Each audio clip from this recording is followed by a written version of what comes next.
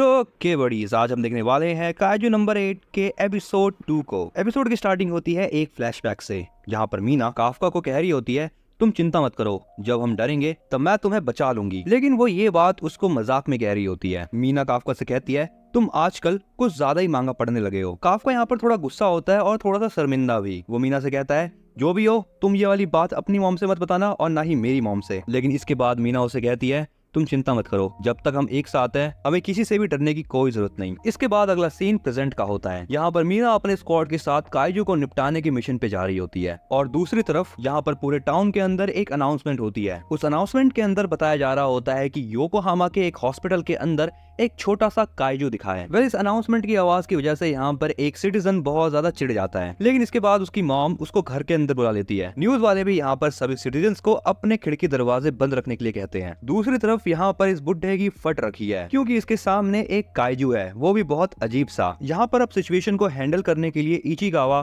Kafka को कहता है सेनपाई इसको स्माइल करके दिखाओ। काफका भी यहाँ पर ऐसी स्माइल करता है कि उसको देखकर किसी के भी भुंड से आत्मा बाहर आ जाए। और सेम हालत यहाँ पर इस बुड्ढे की भी होती है। यहाँ पर काफका उस बुड्ढे के पास जाता है उसके हाल चाल जानने के लिए, लेकिन जैसे ही वो दीवार के ऊपर अपना हाथ रखता है वो दीवार पूरी की पूरी टूट जाती है। इसका मतलब ये है कि अब काफका के पास इनक्रेडिबल स्ट्रेंथ आ चुकी है। और ये चीज देखकर काफका तो डरता ही है, साथ ही साथ इचिगावा भी डर जाता है। काफका को यहाँ पर भरोसा नहीं होता कि उसने ऐसा कैसे कर दिया, क्योंकि ऐसी चीजें तो बस बड़े बड़े काइजू कर सकते हैं। अब इन अजीबोगरीब से आवाजों को सुनकर बाकी पेशेंट भी अपने अपने रूम से बाहर आते हैं और आसपास देखने लगते हैं। दूसरी तरफ यहाँ पर इचिगावा काफका को बताता है कि डिफेंस फोर्सेस बस कुछ ही देर में यहाँ पर आती ही होंगी। लेकिन काफका यहाँ से निकलने की सोचता है क्योंकि उसे लगता है कि अगर वो कुछ देर और यहाँ पर रहा तो सिचुएशन और खराब हो सकती है। अब जैसे ही यहाँ पर काफका बाहर निकलने के लिए खिड़की खोलता है तभी उस खिड़की के साथ साथ ये पूरी की पूरी दीवार भी हट जाती है। काफका भी इस चीज को देखता है और हैरान हो जाता है, लेकिन इस बार वो थोड़ा खुश होता है और वो कहता है ये मेरी बॉडी के साथ क्या हो रहा है। यहाँ पर रूम के बाहर जितने भी पेशेंट थे वो काइजू को देखकर डर जाते हैं और इस चीज को देखते हुए यहाँ पर इचिगावा और काफका दोनों ही वहाँ से कूद जाते हैं। दूसरी तरफ यहाँ पर डिफेंस फोर्सेस वालों को ये खबर मिल जाती है कि योकोहामा हॉस्पिटल से काइजू भाग चुका है और अब वो एक खाली जगह पर जा रहा है। इचिगावा यहाँ पर भागते भागते सोच रहा होता है कि आखिर ये सब कुछ चल क्या रहा है,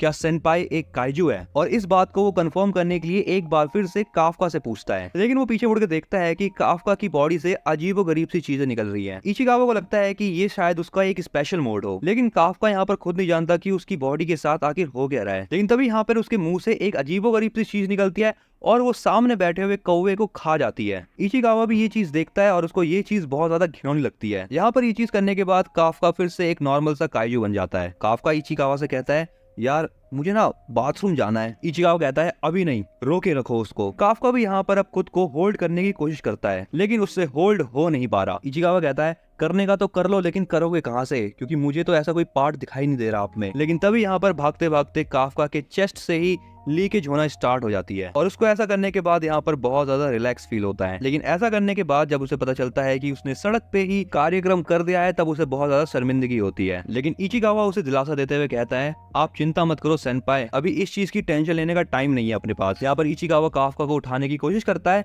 लेकिन वो काफका को हिला भी नहीं पाता। अब काफका यहाँ पर इचिगावा से कहता है क्या मैं ऐसा बनने के बाद डिफेंस फोर्सेस को ज्वाइन कर पाऊंगा। इचिगावा कहता है आप ये कैसी बातें कर रहे हो, आप बिल्कुल ज्वाइन नहीं कर पाओगे। आप जो चीज अभी बन रखे हो उन्हीं चीजों से बचाने के लिए डिफेंस फोर्सेस है। और ये बात सुनने के बाद यहाँ पर काफका को रियलाइज होता है कि अब वो कभी भी डिफेंस फोर्सेस को ज्वाइन नहीं कर पाएगा। और वो मीना के बारे में सोचते हुए कहता है जब मैंने दोबारा ट्राई करने की सोची तब मेरे साथ ये हो गया। तभी इचिगावा यहाँ पर एक जगह ढूंढता है और वो काफका से कहता है अगर हम यहाँ पर एक बार छुप गए तो हमें कोई भी नहीं ढूंढ पाएगा। लेकिन काफका को यहाँ पर अजीबोगरीब सी आवाजें आती हैं। इचिगावा को यहाँ पर लगता है कि ये आवाजें डिफेंस फोर्सेस की है। काफका कहता है नहीं, ये उनकी नहीं है, ये आवाज जमीन के अंदर से आ रही है और ये आवाज होती है एक काइजू की। एंड इसी के साथ यहाँ पर टाउन के दूसरी तरफ एक काइजू अटैक कर देता है। जैसे ही ये बात डिफेंस फोर्सेस वालों को पता चलती है वो अपनी डायरेक्शन बदल लेते हैं और वो उस जगह पर जाते हैं जहां पर नया काइजू अपीयर हुआ है। और एक दूसरी टीम यहाँ पर काफका वाले काइजू के पास जा रही होती है। काफका इचिगावा को बताता है कि अभी जिस काइजू ने अटैक किया है ये उसी टाइप का काइजू है जिसने हमारे ऊपर अटैक किया था। इचिगावा यहाँ पर ये बात समझ नहीं पाता कि काफका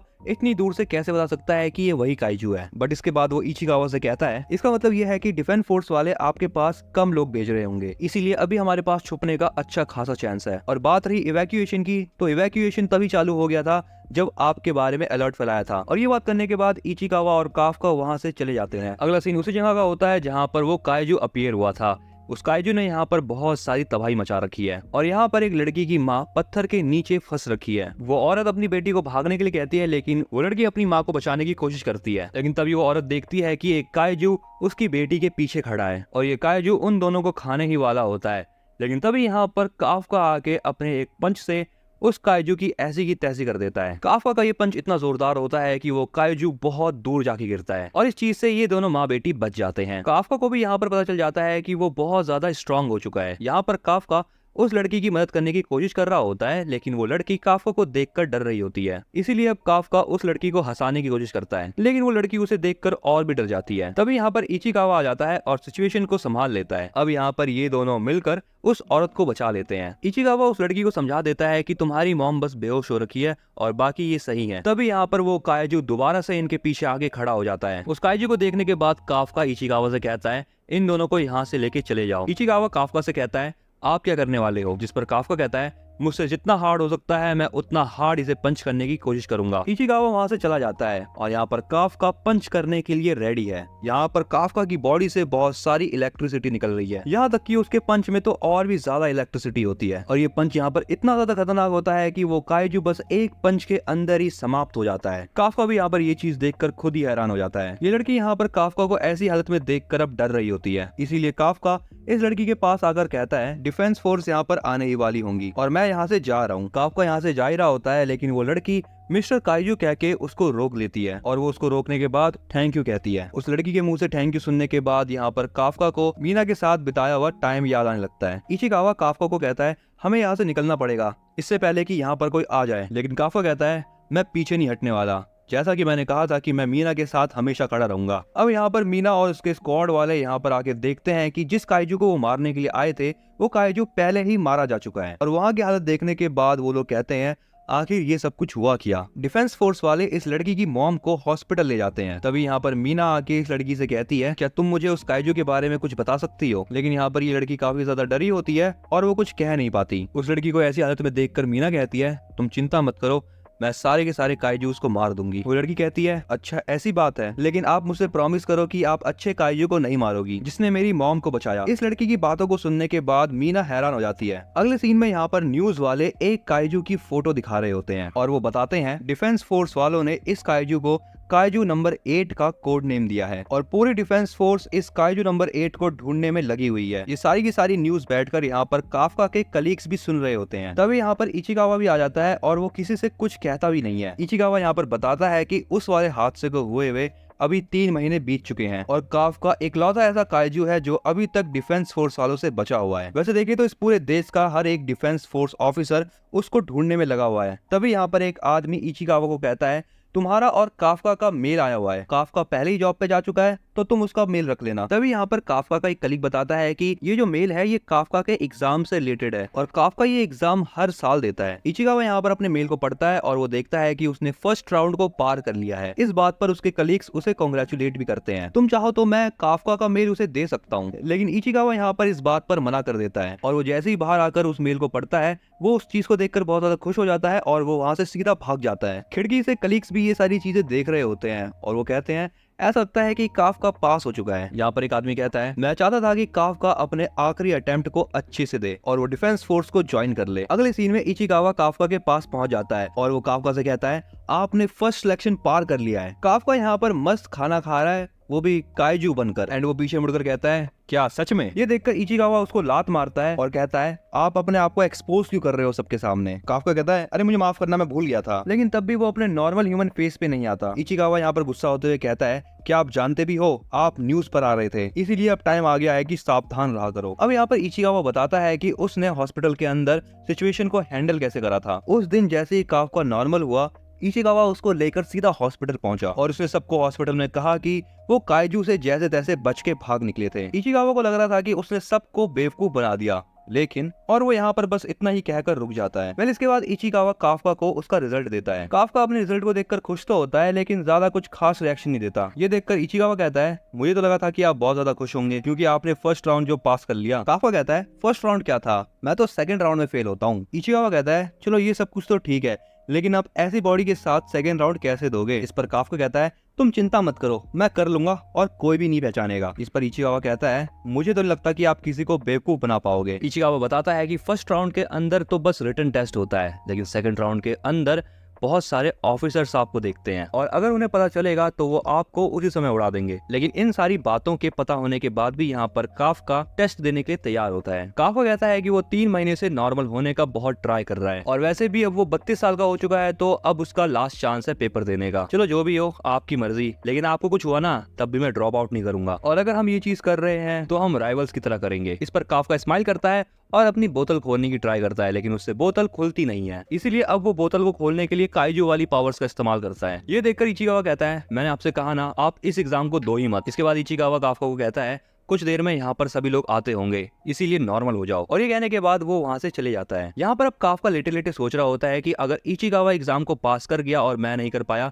तो मैं उसका सेनपाई कैसे बन पाऊंगा। सो अब वो डिसाइड करता है कि वो एग्जाम को पास करके ही रहेगा। इसके बाद अगला सीन 10 दिन बाद का होता है। यहाँ पर सभी लोग सेकंड राउंड का टेस्ट देने आए होते हैं। इचिकावा और काफका भी यहाँ पर पहुंच जाते हैं। इचिकावा यहाँ पर डिफेंस फोर्स वालों का बेस देखकर चौंक जाता है, क्योंकि वो बेस काफी बड़ा होता है। इचिकावा ये भी कहता है कि ये वाला बेस कुमागाया बेस से ज्यादा बड़ा है और अगर आप यहाँ पर 1 सेकंड के लिए भी ट्रांसफॉर्म हो गए तो ये बिना वक्त गवाए आपको वहीं मार डालेंगे। तभी यहाँ पर हमें और भी कैंडिडेट सिखाए जाते हैं जो कि यहाँ पर सेकंड राउंड का एग्जाम देने आए होते हैं। काफका इन सभी को देखकर कहता है ये डरने का समय नहीं है, चलो एग्जाम को फोड़ के आएंगे। तभी यहाँ पर एक लड़की काफका के पीछे आके उससे कहती है बूढ़े अंकल। लेकिन काफका यहाँ पर पहले उस पर ध्यान नहीं देता। इसके बाद ये लड़की काफका की तरफ देखकर कहती है आप मेरे ऊपर ध्यान क्यों नहीं दे रहे हो बूढ़े अंकल। काफका उस लड़की से कहता है मैं बस 32 साल का हूँ और तुम मुझे बूढ़ा अंकल कह रही हो। मैं इतना बूढ़ा भी नहीं हूँ कि तुम मुझे बूढ़े अंकल कहो। लड़की कहती है आप 32 साल के हो, इसका मतलब आप बूढ़े ही हुए ना। इस बात पर इचिकावा भी उसका सपोर्ट करता है। ये लड़की काफका से कहती है ये जो आपकी ये घटिया सी कार है ना, इसको हटा लो क्योंकि मुझे अपनी कार पार्क करनी है। काफका उसको कहता है कि यहाँ पर और भी जगहें हैं, लेकिन लड़की कहती है कि उसको अपनी गाड़ी यहीं पर पार्क करनी है। वो लड़की रीजन बताते हुए कहती है कि उसका लकी नंबर है 55 और जो पार्किंग लॉट का नंबर है वो अभी 55 है। अब काफका को यहाँ पर इतनी ज्यादा फालतू बात सुनकर और भी गुस्सा आता है और वो कहता है आखिर इस बच्ची की दिक्कत क्या है। काफका उस लड़की से कहता है अगर तुम्हें ज्यादा ही प्रॉब्लम है तो मैं तुम्हें एक सबक सिखाता हूँ। अब यहाँ पर ये लड़की अपने कपड़े उतारने लगती है। काफका कहता है ये तुम क्या कर रही हो, ये करना बंद करो। लेकिन हमें पता चलता है कि इस लड़की ने यहाँ पर एक अलग ही टाइप का सूट पहन रखा है अंदर, जिसकी वजह से ये काफी ज्यादा पावरफुल बन जाती है और इसी सूट की स्ट्रेंथ की वजह से वो काफका की पूरी कार एक हाथ से उठा लेती है। ये देखने के बाद इचिकावा और काफका दोनों हैरान हो जाते हैं। इसके बाद अब यहाँ पर ये लड़की काफका की कार को फेंक देती है। काफका कहता है ये तुम क्या कर रही हो, ये मेरी कंपनी की कार थी। यहाँ पर ये लड़की अपना नाम बताती है शिनोमिया किकोरू और वो अपनी हॉबी बताते हुए कहती है कि मेरी हॉबी है काइजू को मारना। इसके बाद वो काफका के पास जाकर उसको स्मेल करती है एंड वो काफका से कहती है आपके अंदर से काइजू जैसी स्मेल क्यों आ रही है। और इसी के साथ बड़ी यहाँ पर ये वाला एपिसोड होता है एंड। ये वाली वीडियो तुम्हें कैसी लगी इस बारे में तो मुझे कमेंट के अंदर बताना। इस वीडियो को लाइक कर दो और चैनल पर नए हो तो चैनल को सब्सक्राइब करना बिल्कुल ही मत भूलना ऐसे ही तगड़े एनीमे कंटेंट को देखने के लिए।